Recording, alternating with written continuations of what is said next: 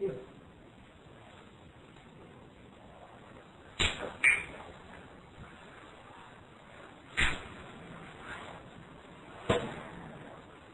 Sitting here listening to this cat purring with nobody petting him, just sitting in the consciousness purring and not thinking I'm purring, not even aware that he's purring, no words, just sitting in the bliss purring, you know. And that's where self-inquiry will take us. If we practice diligently and if we find we can do that.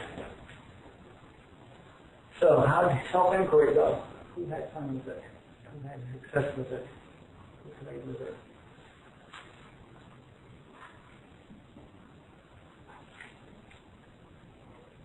Nobody else with the bliss? Yeah, really. I played with it a little bit, but I also actively used our flashcards in that show. I remembered one time in particular, and I thought I would remember to share this, is that my supervisor had told me she'd received a complaint about a presentation that I had done, that her son felt it was too childish, and he was in high school, and blah, blah, blah. And I was feeling really upset about it, and then I said to myself, oh, is that so? Mm-hmm. And it started like, I just kind of kept saying that to myself, you know, and it started taking the power out of it, you know, my belief that something was wrong with the situation. That was good. Cool.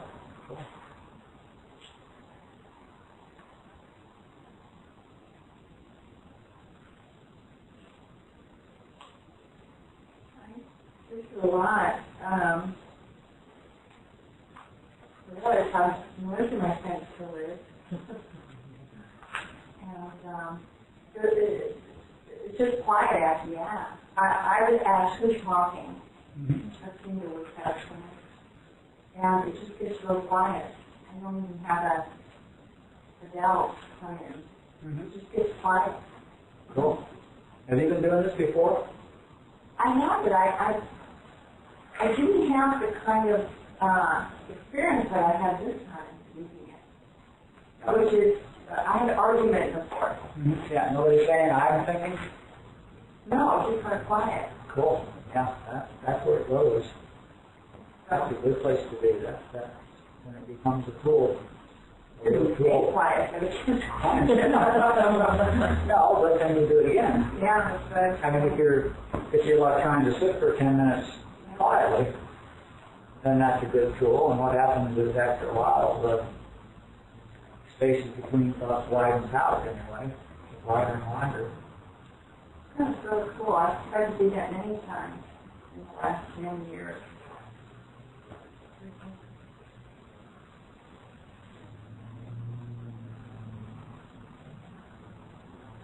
And you're silent. Who's there?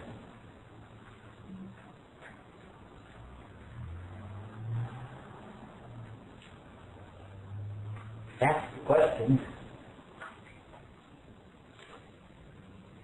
When I'm silent, when my mind's silent, who's here?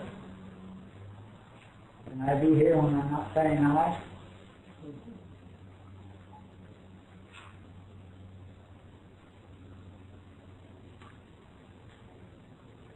If I have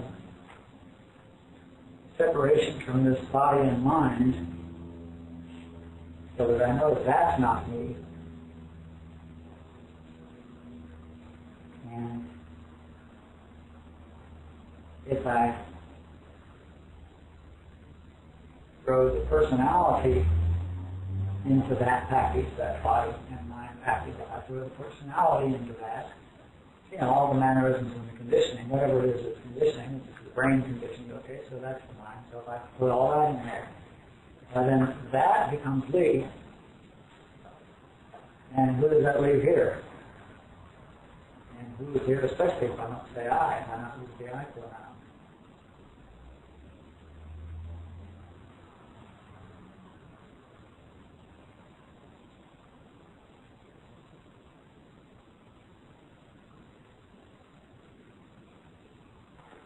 Pretty talking.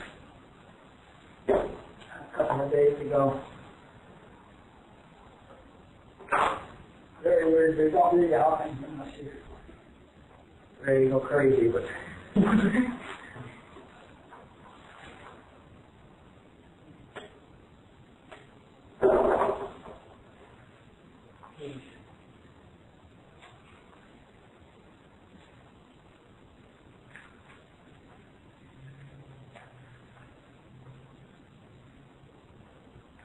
because the illusion of the ego dissolves as the prefix I is removed from all actions. What ego claims as its actions are merely self-existent characteristics whose functions are automatic, determined by local conditions and without an imaginary I to activate them. One does not think, feel, or even exist because of an action or decision by some inner invisible I. Thinking and feeling occur unasked. What is searching for higher truth is not a personal I, but an aspect of consciousness itself, which expresses as inspiration, devotion, dedication, perseverance, all of which are aspects of the spiritual will. Therefore, the source of the search for the self is the self itself, actualizing the nexus of necessary processes by virtue of its own qualities, which are facilitated by grace. So it's not I thinking, and it's not I seeking. And he goes on in the next paragraph and says, even curiosity doesn't have someone who's curious. Curiosity is one of the characteristics of what is. Cats are curious. They don't have a personal I. Animals, living things are curious. But the ego, which is the personal I, which is the target of self-inquiry, which is the answer to whom does this come, is all an illusion. There is no identity that thinks or that decides to do something or that does something or that acts or that pursues enlightenment or does evil or kills people or escapes or preserves its own life. There is no I that does any of that. Remember back to the 3-4 chapters ago we were talking about the Leelaa, just the play, and the play is about unfolding consciousness, And it seems like the way the play was written is just about various individual consciousnesses at different levels, so to speak, of awareness, becoming more aware through one means or another. And most of us are becoming more aware by the process, and most people are becoming aware by the process of trial and error without being consciously on the path at all, which is the slow, long, hard way of doing it, crossing off everything that isn't God in order to find God is a really hard way to find God.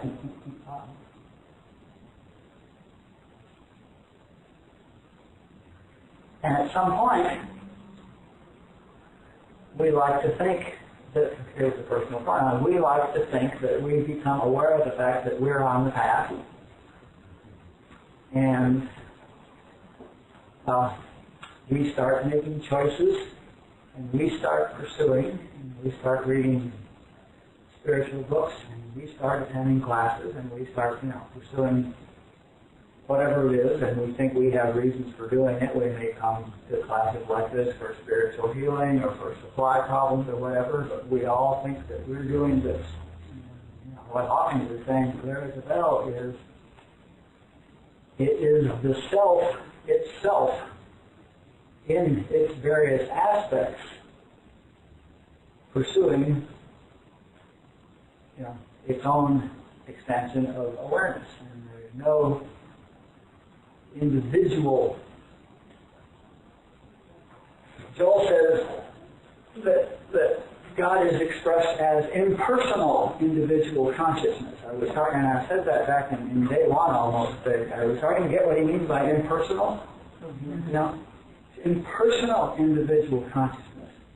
And what it really means is that To me, it sort of means that the consciousness is localized in various places in this four-dimensional, by that I mean the three dimensions plus time, that its consciousness, apparently localized at particular places, like there's an aspect of myself, capital S, appearing out here, and there's an aspect of myself appearing out there, and there's an aspect of myself appearing out through your eyes, and there's this self appearing out in all these places, and performing all these different dances as it discovers more things that are true and more things that aren't true. And it's playing this really ludicrous game with itself, and there aren't any other players. It's all Leelaa, and it's playing all these different, infinitely many roles without seeking and becoming enlightened. And then it gets confused and thinks. The little self gets confused because of this endless stream that we're trying to start breaking right now. Into thinking that there's some individual I, some ego, some personal sense here that's doing this, and it's not. It's completely orchestrated by the only self that it is.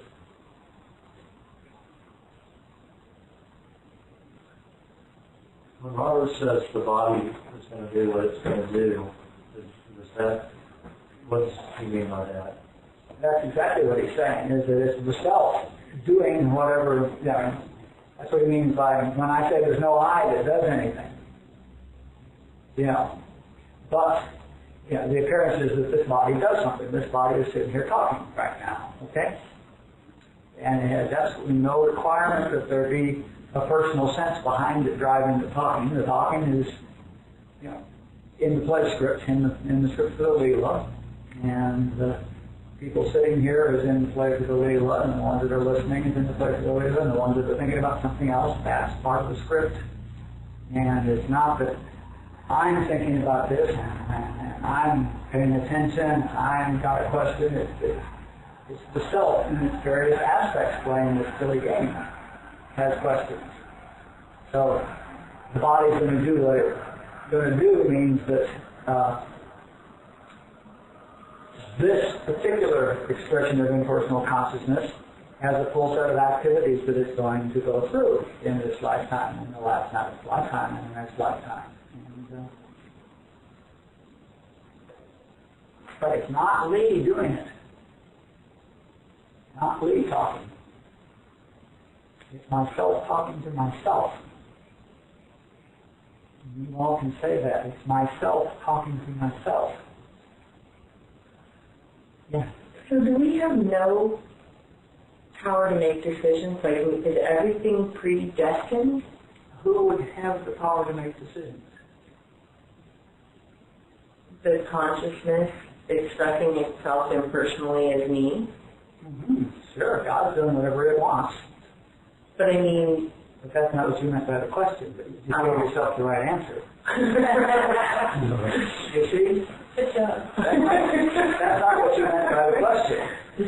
What you meant is, do I have free will? Okay, yeah, I think so. And the answer is absolutely. I can do anything I want. I'm doing it here and there and there. But Lee doesn't exist. The personal ego center there, ask the question, don't say, do I, Dana, have free will? Ask yourself, ask the question, is that a phrase, does Dana have free will? From you. I can ask the question, does Lee have free will? And now I have a much better perspective on it than when I say, do I have free will? Because if I say, do I have free will, I'm identified with the Lee. And then I have to say, to whom does this thought come? And get back to practicing self-inquiry because I'm clearly down a weird path. So the question is, who would have free will? Okay.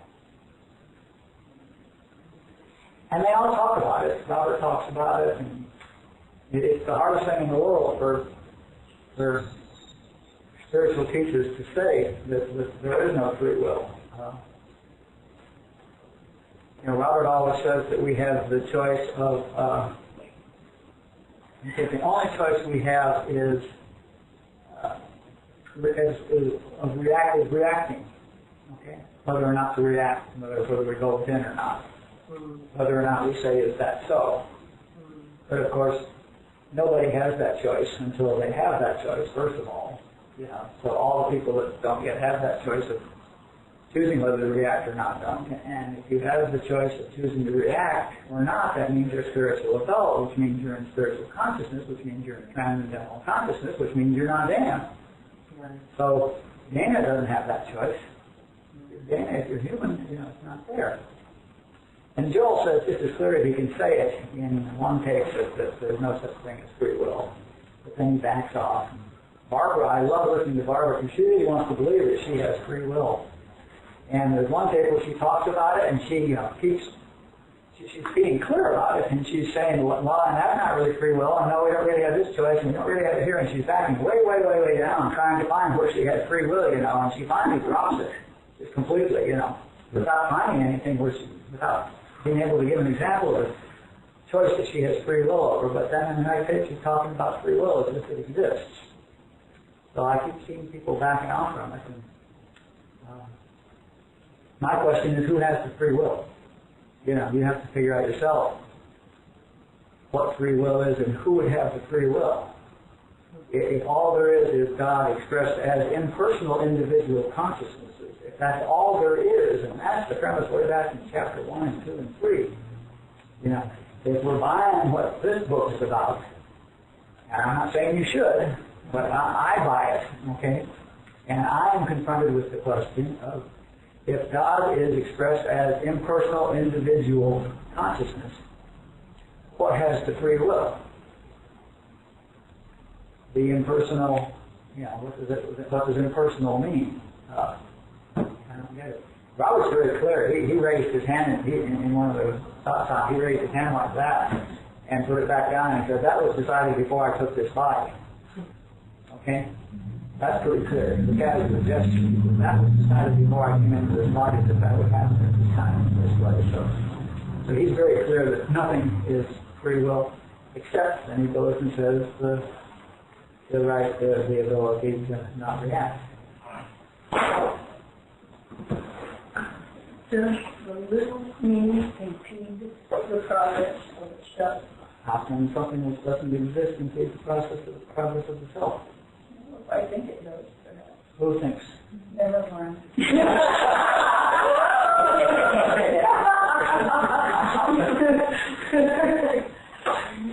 Acts became God's claim there. And part of God's game is that it's acting like it has a little me that can impede its progress. But it can't.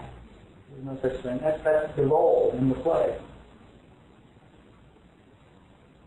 You're identifying with the role rather than being the actress. Remember back to the play?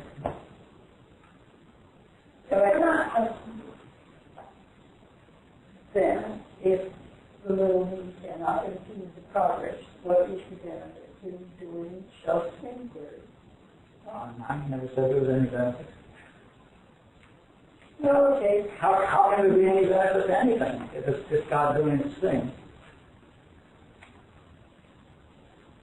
I mean, if all there is God expressed as impersonal individual consciousness, what is there that can receive benefit?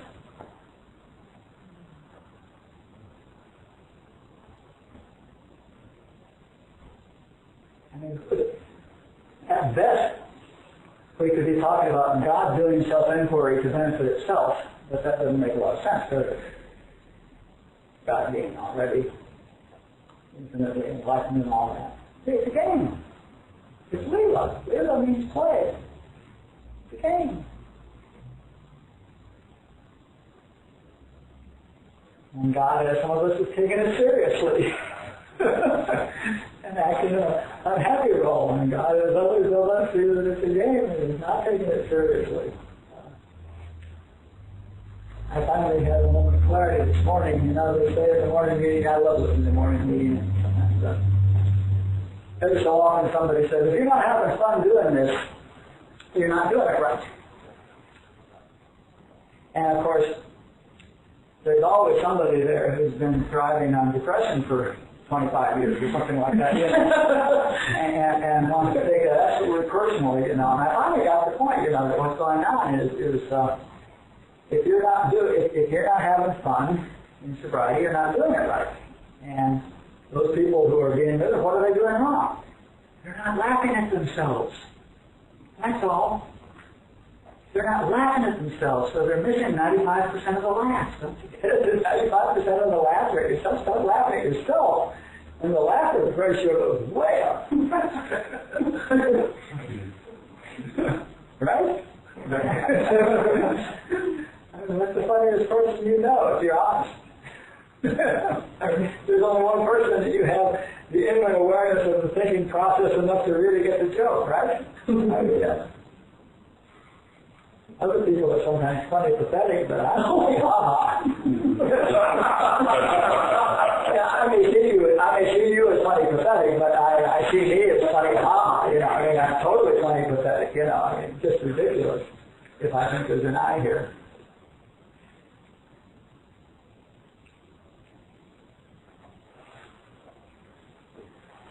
So, I think we should play with self-inquiry some more, is what I think.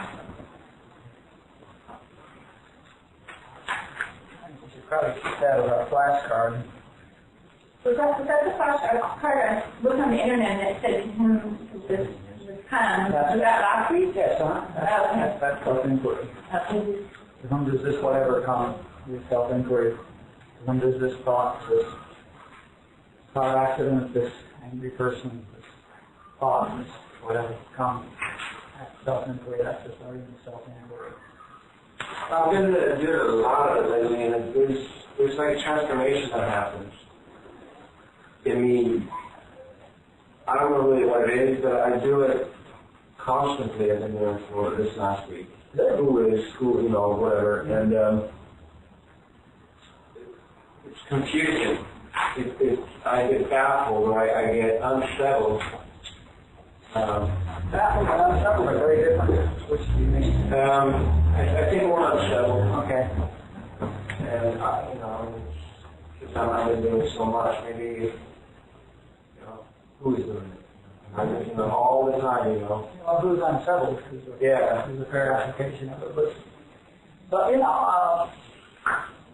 if you do a lot of that at first, I could see where it would be unsettling. Yeah. I mean, it's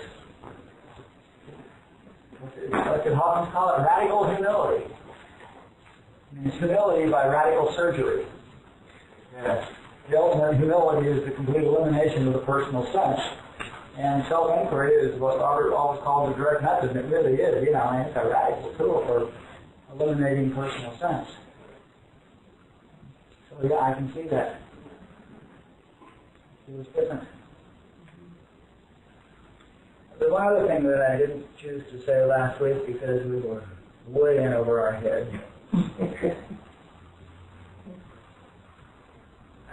Just try to be aware, when you're thinking and you ask who is this thinking, and you get that quiet. Now you're being present, and then the next thought comes up, and it's now you thinking. You're now witnessing the thinking. Okay, so it really is a step back. So be aware that we start this process. We're identified as the thinker. Okay. Then we step back to witnessing the thinking happening. Okay, and try to find out and pursue the idea that there's a little I there that's doing this thinking, and we're unsuccessful at that specifically. So we become what we call the witness of the thinking. But also be aware that there's one more step. There is, and I won't ask who's aware, but there is awareness of the witnessing, okay? You get that? Did you get that as the third step? There's thinking, there's witnessing the thinking, but it's still sort of I'm witnessing the thinking. I'm not quite sure who this I is, but it's not that little I, but there's witnessing the thinking. But behind it all, there's the awareness that the witnessing is happening. Okay? Now, go back there. That's the impersonal awareness. Okay? That's what's expressing. That's all there is consciousness. All there is when Robert's great expression, he said over and over, choiceless, effortless, pure awareness. And again, choiceless, effortless, pure awareness is who we are. Okay? And there's only one choiceless, effortless, pure awareness. That thing that I go back to that's aware of my witnessing, my thinking, is exactly identical, the only one there is in the entire whatever, that you can become aware of witnessing, that's aware of you witnessing your thinking, okay? Back there that there's one. That's the one consciousness. Am I saying it? Are you hearing it? Mm-hmm. It's that third step back. There's an awareness. And there's only one of those. Okay? And it's aware of this witnessing, and it's aware of that witnessing, and it's aware of whatever the cat's aware of that makes it purr. And it's aware of whatever the plants are aware of that makes them turn towards the light. And I don't know what it's aware of in granite, but it's aware of something in granite, because granite is consciousness. A little slower than us. Yeah. Part of me is wondering, I got the impression that if you keep doing whatever you think self-acquired is, I've heard Robert say, or I should say, I heard him say that I get the impression that it's, you don't have to be too worried about doing it right. Just keep doing it, and eventually there's this, he calls it, I believe, an inner rule, kind of straightens it out for you, or gives you. So this week I was just trying to a little bit of change to saying, who's driving the car?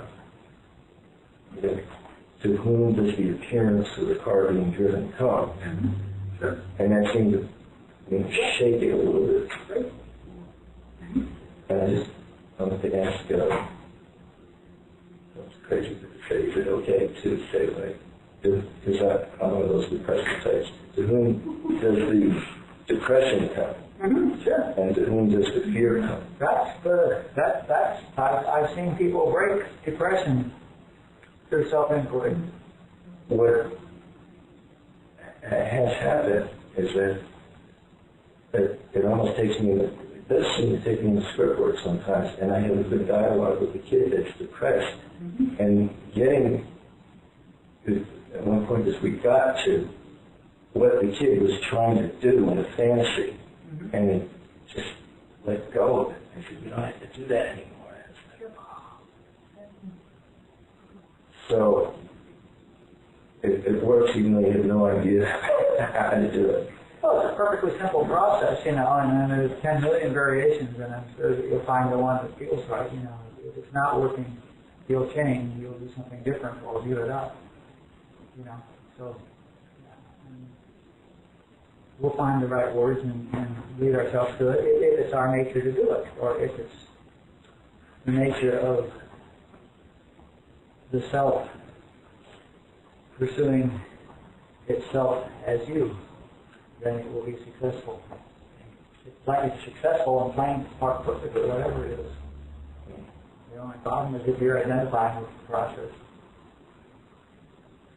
It's just as silly as you identifying with yourself in your dream. When you're dreaming at night and you identify with that you in your dream, how silly. Getting all upset about that and worried about that and thinking you're losing stuff and gaining stuff, or drowning or falling off cliffs or whatever you're doing, It's exactly the same error in identification that you make in your dreams.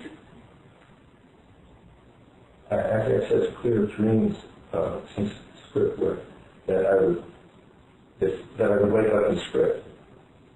I would still be in script, judging myself what I did in the dream. And then, duh. Yeah. There's somebody kills somebody in your dream, and then you wake up and you call the police. You get after them. No.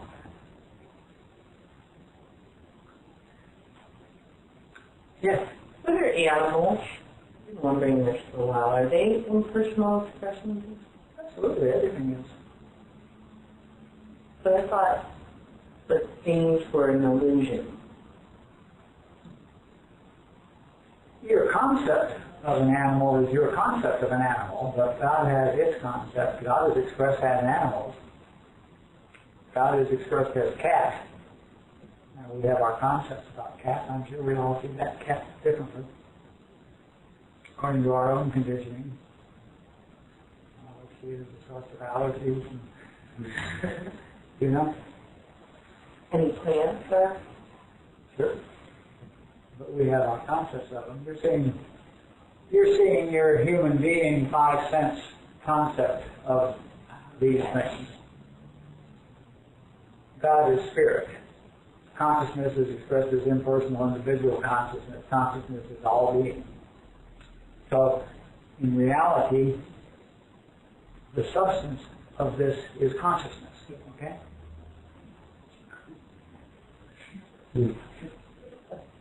Or unconscious. No, the substance of this cat is consciousness. Just like the substance of this is consciousness. Okay? We talked about that in the 3 levels of consciousness, In fact, matter is just mind expressed. It's just a form of mind, and mind is an expression of consciousness. So it's all mental pictures, and it's no different than what's a cat in your dream. If you have a cat in your dream, what's that cat? What's it made out of? There's that cat. What's it made of? Your imagination, neurons firing, whatever the synapses clicking, or whatever it is, It's all imagination. Joel does a thing about, he has his class, and in the 55 stuff, he has his class imagine that they're at the park on Sunday afternoon, looking at the bandstand and the Royal Hawaiian Band playing instruments, and the metal instruments and the wooden instruments, and the people up there, and the director with his baton. And then he asked the question, is there any metal up there? Is there any metal? Is there any wood? Are there any people? Is there a bandstand? What's there? Your imagination, nothing else. And you get all these people very carefully imagining this beautiful scene, and you say, are there any people there? No, nothing there but your imagination. Okay? So, in your dreams, ditto here. You're seeing your concepts. And they're real. But they can't be.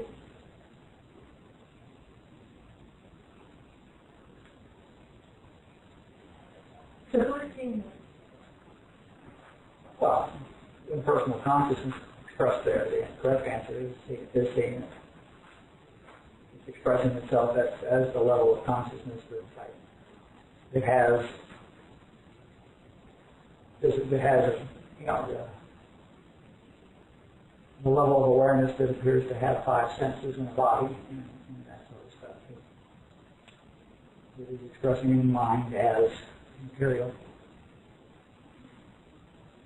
Joel saw things quite differently, I'm sure, when he was in higher consciousness. And lots of people, even when people are in higher consciousness, they see things different. Read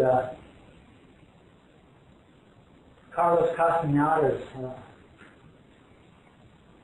the first book. What was the first book on Don Juan? Remember Carlos Castaneda was Don Juan? The Teachings of Don Juan, Read about what Don Juan, what those guys saw on peyote, okay?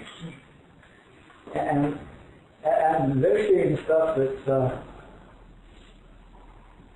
every bit as real as what we're seeing, and just at a higher level, because Don Juan was certainly a very high dude, a wizard. Osho said that Castaneda was the most correct book he'd ever read about enlightenment by somebody who wasn't. So he was getting behind. I agree with that, you know. And lots of people have experiences where they see light, you know, from people for hours or days, you know. They see nothing but light bodies and see nothing but spiritual bodies. And, I mean, this sort of thing happens to people as their consciousness gets higher. Some people have experiences where they see light bodies and see nothing but light. And, does that mean that you see more of the truth than before just because you're seeing light, because that's the real thing? Or is it that your conditioning is changing to the point where, is that more real to see people in light than to see people in some sense, it certainly is, yes. Okay. Where, I mean, the idea that it's matter is a much lower concept than that it's light or that it's spirit, okay? But we're always constrained while we're playing this game at this level to be able to record it, you know. It has to, I mean, even though you're seeing the spiritual body, you know, you're still seeing it, okay? And it's got, and you may be seeing it with your eyes closed, but it's got to look like light or something, okay? You've got to see it because our minds are, we think we have five senses, so we think we have to see it or hear it, you know. So we hear celestial music and we see light things and this stuff happens, you know, and that's not what's there either. But it's closer because at least we're away from the material consciousness, you know, above that and maybe above the mental consciousness. But, you know, we're always going to, while we're playing this game, translate our experiences. They'll have to be recorded to us in a very limited sense of senses, you know. I mean, we got pretty much our five physical senses plus thoughts plus things like insight and intuition, you know, we have a few other senses that we discover. But, so like, if something is soft, if you put a blindfold on 100 people, they would all say that this is soft, if they would feel it. Is it that we're conditioned to think the same thing, or that it points towards the same experience, that soft is soft and hard is hard? we've been taught what soft means. Uh-huh. But I don't have any sense that you and I have the same experience when we touch it. Uh-huh. Maybe what you're calling soft feels like sandpaper to me. How can you just use one word for soft? Wouldn't it be, we have to have a kind of similar experience with it? We have to have a unique experience that you always have. I mean, let's look at colors. You know, what I see as red may be what you see as green, but we'll never know because we can't see through each other's eyes. But I've learned to call this experience red, and you've learned to call that experience red, but what you're seeing may be exactly what I see as green, but you've learned since you're a little kid to call that red too, you know. How do you know that you and I see anything similar? But there's a consistency about it, you know. And I see a shirt at those light waves, I call it red. And when you see a shirt at those light waves, you call it red. But your experience of light waves at that frequency, and my experience of light waves at that frequency, by the time it bounces off my retina and gets up the optic nerve and goes to some place in my brain and is firing around and a bunch of little neurons firing, may be totally different. And what I'm seeing may be what you call, you know, my experience may be the same as your experience of green. Green is what I call green. How do we know unless there's telepathy or something? I mean, I don't think that's the case, but how do you know? You get the label. We label this cat. The label. It's not a cat. That's a label. Well, what about saying, because intellectually I'm getting everything I see out there is the mirage, it's the water in the desert, and I still see it as water, but I know it's not. To whom does this hypnotism come? To whom does this mirage come? Just when I see what I think I see out there, I think it's out there. but I'm beginning to get that it's just a mirage, it's hypnotism. I mean, it's quite structured and quite real to me. Very consistent. And a reflection of something. Is it? It's real.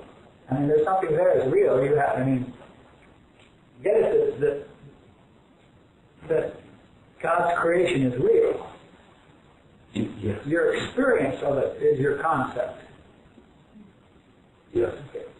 And then is it okay to process that with self-employment too? This is If you want to. I'm looking at it. If you're...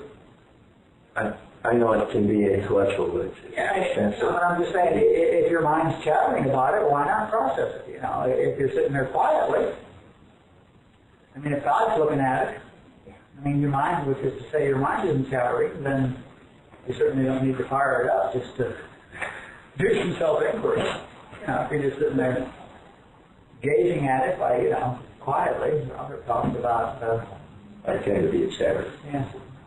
Robert told me about, he sat down in his chair, he had a nice window out onto it. He lived in a park area, he was in a condo, but there was nice trees and garden out there, And he told me he sat down in his chair at 10 o'clock, and then he looked at his watch, and it was 4:30. He sat there looking out the window for, 6.5 hours without a ripple, I mean, with such silence that there was no sense of time or anything, nobody there, so he certainly didn't spend any of that time on self-inquiry, That's phenomenal, not a ripple. That's right. Somebody came in, and he looked at his watch and he was sitting there for 6.5 hours. Would be nice if time actually stops. Well, it does stop if you're not thinking about it.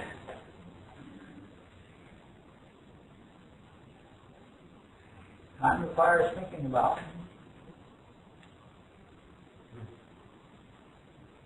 Otherwise, just now. That's why time flies when you're having fun. Yeah, really.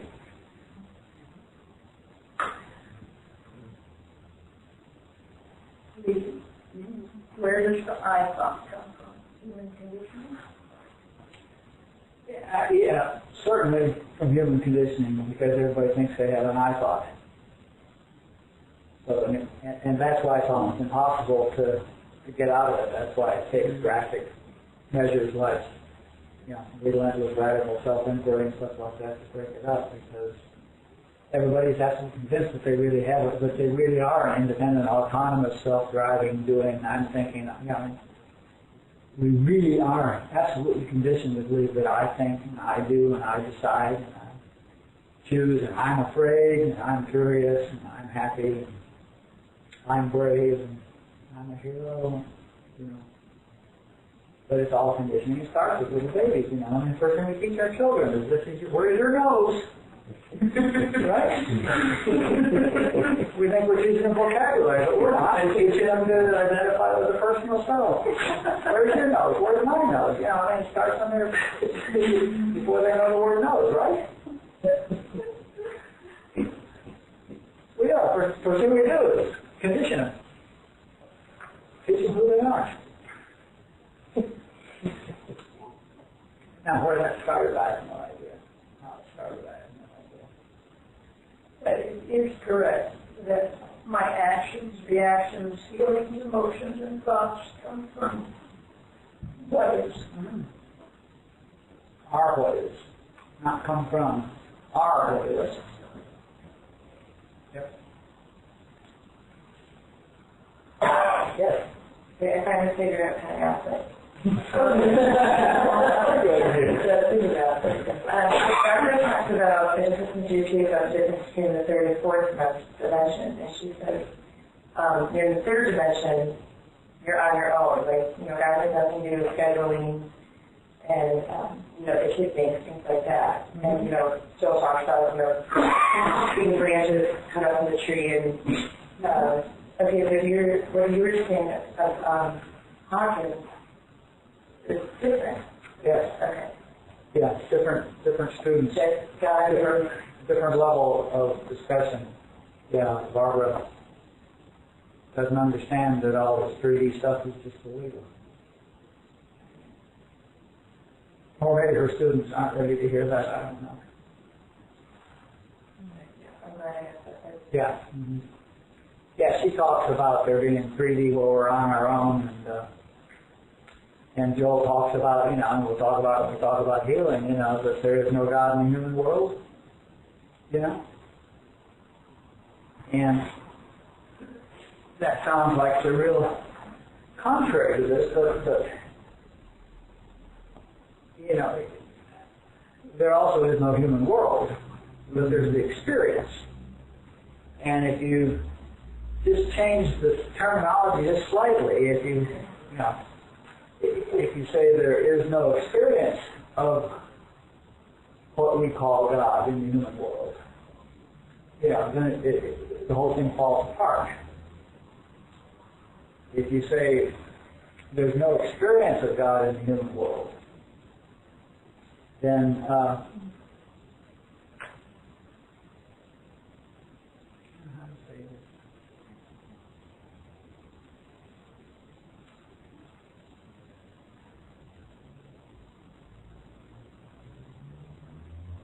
well, you really can't tie that back. That discussion is just at a different level of awareness because who's experiencing? There's no experience, of God. Who's same question. Who's having the experience? To whom does this experience of not God come? Who's having the experience of not God? Well, there's nobody there except God, right? So. But they're talking about things at the metaphysical level of consciousness, before the mystical experience. They're talking about people that haven't had that, and they're talking about people who are creating their own experience and people who are tuned into human consciousness and creating their experience consistent with those beliefs rather than creating their experience consistent with the concepts we're talking about in this work. There's all this consciousness, and all this harmony and stuff like that. It's a totally different experience. If you have dropped your personal sense, there's your life has a completely different experience than if you're identified with your personal sense. Okay? And if you're identified with your personal self, there's no God in your life. You're doing it. And if you're not identified with your personal self, then there's nothing but God in your life. That's all there is. So it's totally a whole different experience. No, that's the news, because that's what started Joel said. But it depends on who they're talking to. Joel's story changed quite a bit from 1952 to 1964, for example. But it wasn't. But interestingly enough, everything that he said in 1964 was him in the infinite way, which he wrote in 1945. So it wasn't him that was having the trouble. It was that he was only saying that his students would hear. And Barbara also spent 32 years bringing her students, trying to lift their consciousness, and they went step by step and building block by building block, and they started with some very fundamental Joel principles back in 62, and then they built year by year, and it wasn't, they didn't get the scripts and kickbooks until 85 and 87, and we're still doing it in 90, by the way. And I don't know what they're doing. I'm just starting on the 92 tapes now, and then going through them all slowly. And she's talking very much about dropping, the work now their work is becoming giving us a sense of personal sense. But they don't say it nearly as cleanly as that. But all the flashcards that we use are hers. And she certainly knows that God is expressing himself as impersonal individual consciousness, and I'm sure she knows what impersonal means. So she's not got any confusions about that. But she has a teaching style.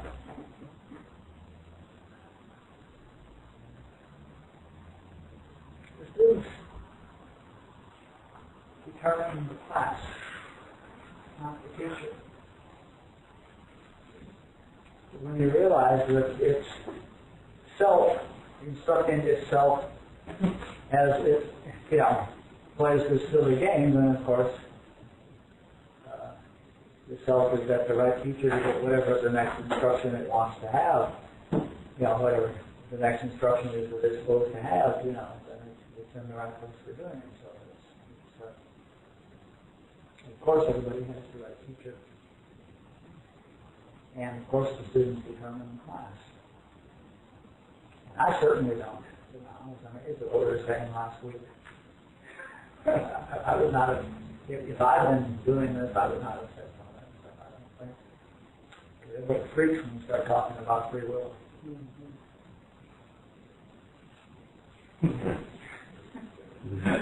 Good for it. Bingo. Bingo.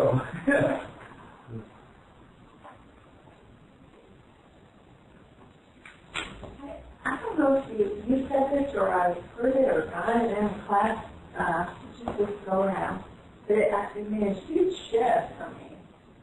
That was God does not reside in my thinking. I kept looking for God in my thoughts. And I got it here one time. There is no God in my thoughts. I realized that my thinking is God. But that the thinking, right, yeah. the awareness is not in my thoughts.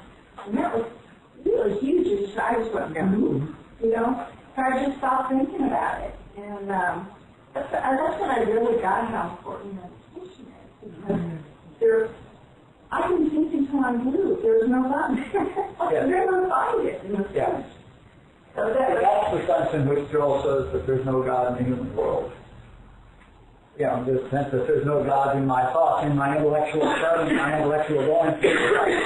I'm going to make no progress. There's no God and there's no truth in there. You could use the word truth rather than God.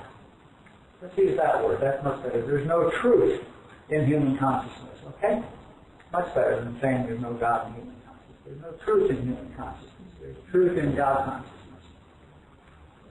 And there's no truth in thinking.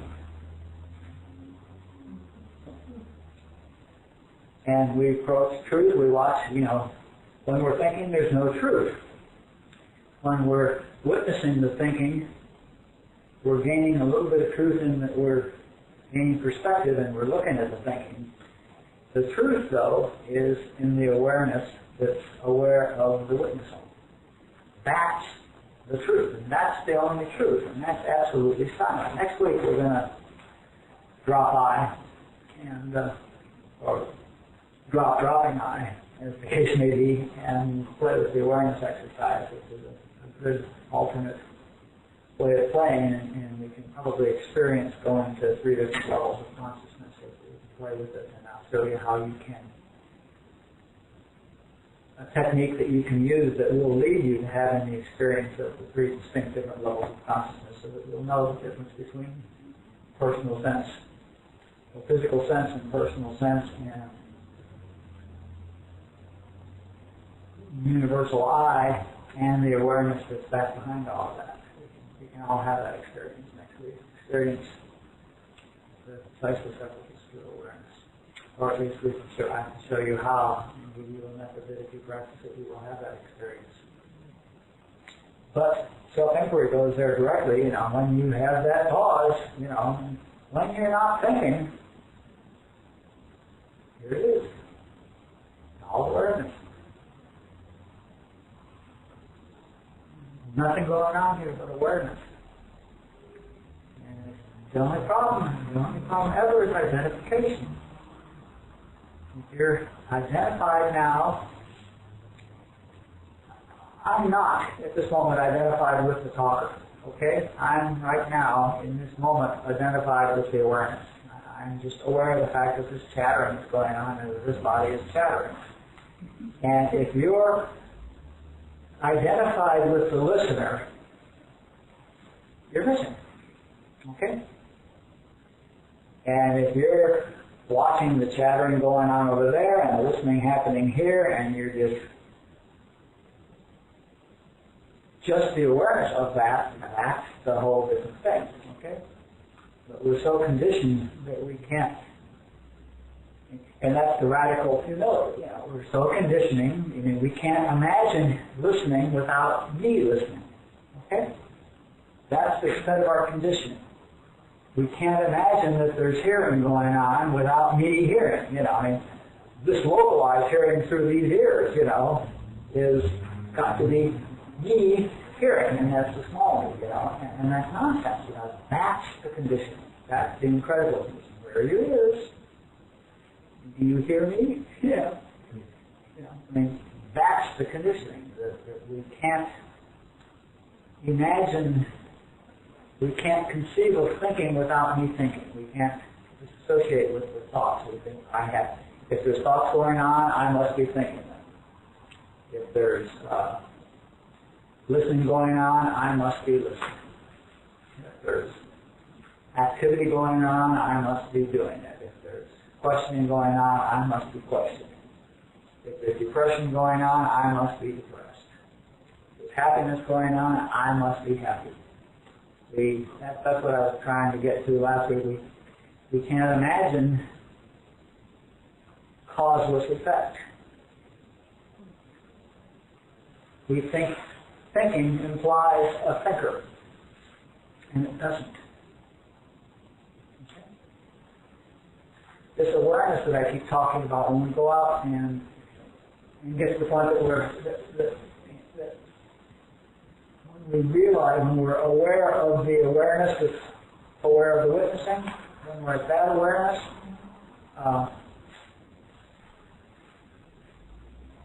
it makes no sense to think about someone being aware. Okay, it's just awareness. Okay, there's nobody being aware. I mean, suddenly then, who's the one who's aware? And suddenly there's duality, and the whole thing crashes back in. It's just awareness, and it's just thinking. It's thinking there, and it's thinking there, and it's thinking here, and it's just purring, and it's just talking, and it's just listening. And it's all the same consciousness doing all these things,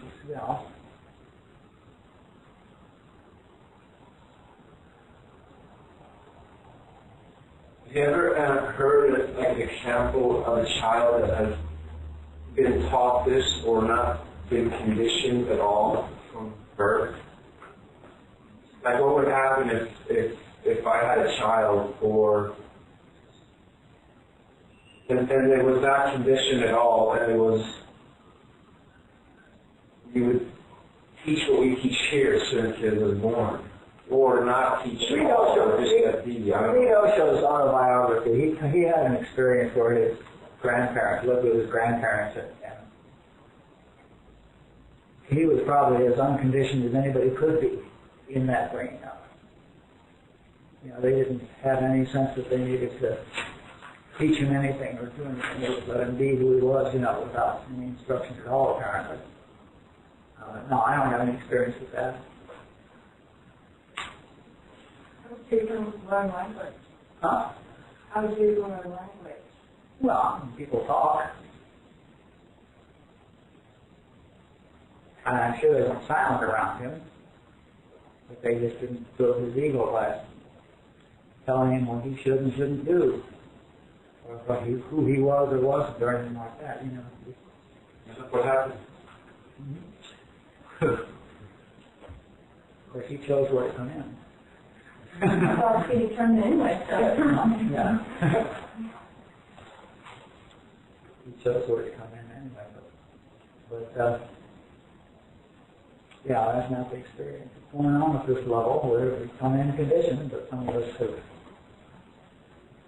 everybody that's here had a lot of clarity in your previous life. So that you are able to, most people can't conceive of them not being the individual self, and them not being the thinker, and them not being the listener, and them not being the talker, and them not being the doer, and them not being the seeker. I mean, even people who are on the enlightenment path, are very vehement seekers. You know, they're really out there. I'm out there seeking. You know, I'm a guru collector. You know, so I'm a guru that I can go sit in front. You know, I mean, it's all that. Just as much ego, a little more sophisticated, but we may all spend our last lifetime guru chasing. And it has its benefits because, you know, it doesn't matter why you sit in front of a guru, you're in the consciousness you're getting lifted, so it works. I know I was with Rashneesh in a previous lifetime because when I read the first 10 pages of the first book of his I read, I recognized him. I mean, way down here I recognized him. I didn't say, oh, that's an interesting guy. I knew who he was and I knew he was my guru. And I didn't believe in gurus. I knew who he was, I knew he was my guru, and I knew gurus were bullshit. That was the problem. It took me about a year and a half to sort that puppy out.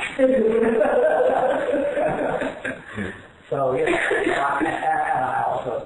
and he recognized me when he first saw me, and the same with Robert. I spent time with Robert before somewhere because I walked into Robert and I knew him immediately, and he knew me, he laughed at me. Oh, there you are, you fool, you know, and he just laughed at me. So you know, I had some good training last time. And so did we all, we wouldn't be here.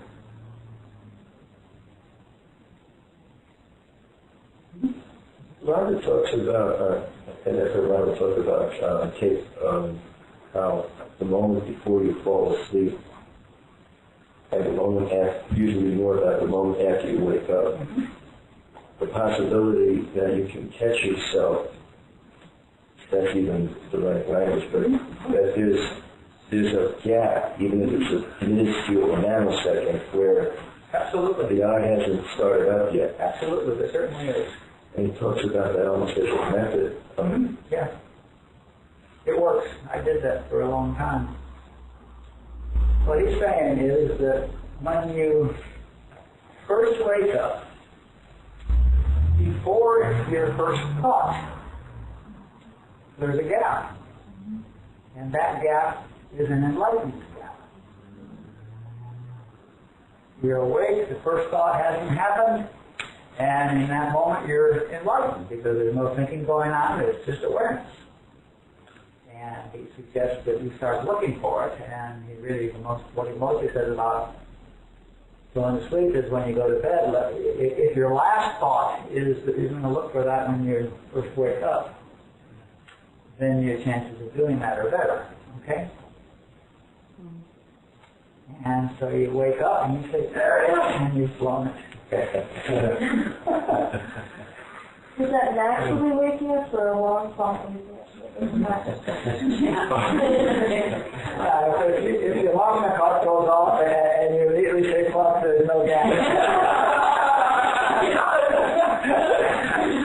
No, I did it naturally waking up, but I practiced that and used to sit there for.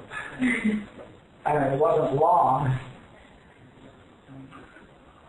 It wasn't many months before I would wake up and lay there in that for 5 or 10 seconds. And that's really very nice. And now I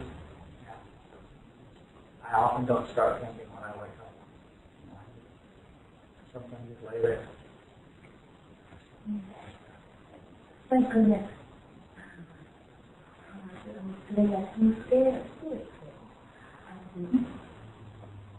I have been experiencing something so powerful and amazing, and yet it can frighten and I keep on doing that a lot. Good, you got it. But last Monday, I called you on the phone, and I had been experiencing something, and you said, "Oh my goodness, it's what we're going to be talking about tonight." And I have been telling you everything I'm learning has been coming true in my life. And it comes back and makes me get nervous. When I can learn to get nervous. I was had concern about one of my children today. And then I remembered the Leelaa. And the other thing is all of my children are very different. And so they're playing a part because I have nothing to do with it. And it really made sense to me that I got it at a level that they're all after in a Leelaa, and that's why they're all different. If they were anything with me, they'd all be the same. And but I got it at such a level, it was amazing. And then I'm sitting in here and you asked that question. I woke up this morning and had faith and said, "Good morning, God. What a beautiful day." Because at that moment, I knew what I'm going to be. And when you said that, it was just really for lack of a better word. And it made me nervous. And so I said, "Who was nervous?" It's really amazing. And I wanted to just put it out there because it does make me nervous sometimes. It's the intensity that I feel things at times. Really? It's happening, and it's to the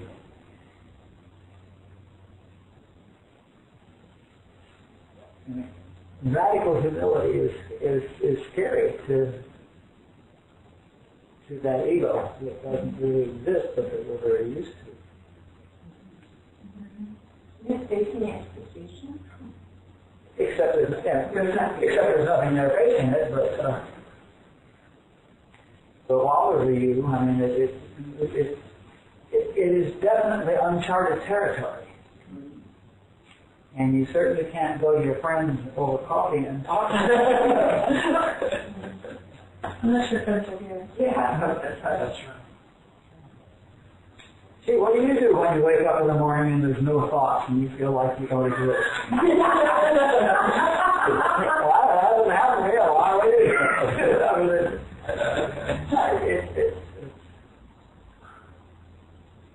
It's radical. I noticed that in the last couple of years, maybe a year and a half, and it wasn't conscious, it wasn't so much what you described, Lee, about let me look for it, although I was aware of the mistakes from Robert tapes and things like that. But what happened is, in that state when it would happen in the morning, before I woke up, what I would hear following that is thank you some mornings or I love you. Mm-hmm. And it wasn't, it sounded like a voice. Mm-hmm. Do you know what I mean? It was me, but it wasn't me, if that makes sense. Mm-hmm. And, but it wasn't forced, there was no looking for. But I would wake up feeling very, just very happy. And that happens pretty frequently, but it's not, there's no doing in it. Okay. Can't be. Yeah. Now you're going to stage it the night before, because if you have to wake up that way. Yes. But that's what Joel talks about. Now, this ties right back to prayer. Joel says the only valid prayer is sitting there beyond words and thought. Okay? It's the same thing. And he talks about, that's the purpose of meditation, is to arrive at the same silence that's beyond words and thoughts, which Joel happens to call prayer. And it doesn't matter how you get there. Joel would call the result of self-inquiry prayer. Joel would call the result of waking up in the morning and not thinking yet prayer, because that's what he calls prayer. He does contemplative meditation until his mind is quiet. And when the mind is quiet, he sits in prayer. And prayer is sitting there in a state of no words and thoughts. But there's still a personal sense. And I don't mean that you're saying the word I, but there's still the sense. Somebody seems to have the sense that there is an I, that there's somebody there without words and thoughts. hopefully listening or being expectant, then that sense of somebody being without words and thoughts goes away. And that's what Will calls communion. Now he has a step in between. I guess he calls communion that when you're, when it's true. So you're there quietly with no words and thoughts, patiently waiting, and you feel that, you feel or income. You know, I don't know, to me it often feels like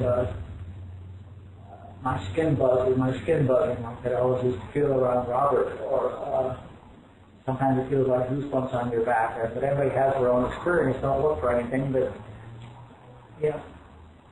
as a result of sitting there silently, you experience the presence. Okay, and that's what Joel calls communion. Now there's communion going on, and we'll talk about this in the next chapter. That's also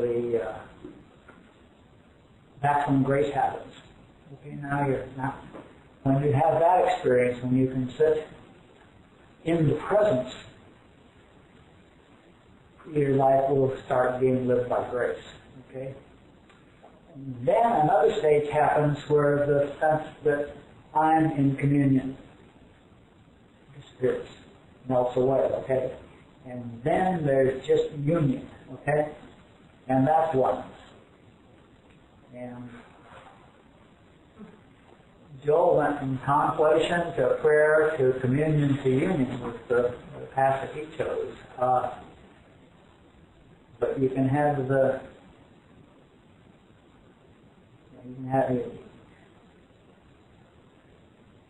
being aware of the awareness that's aware of the witnessing of the thinking is oneness, is unity, is union.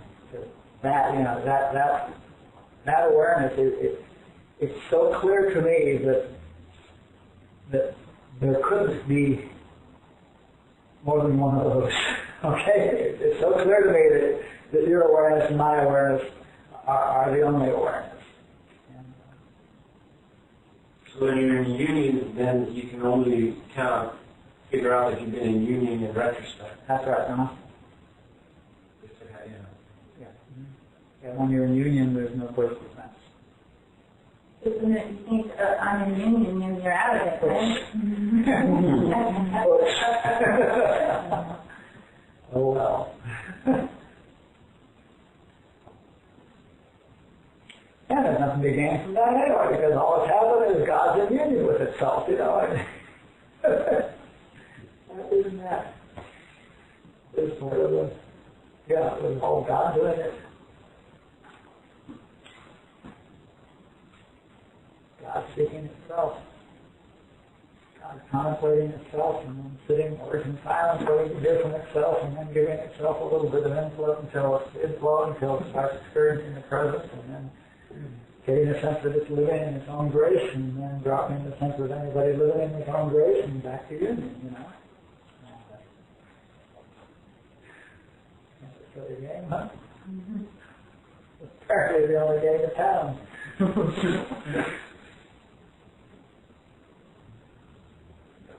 Okay, let's stop here.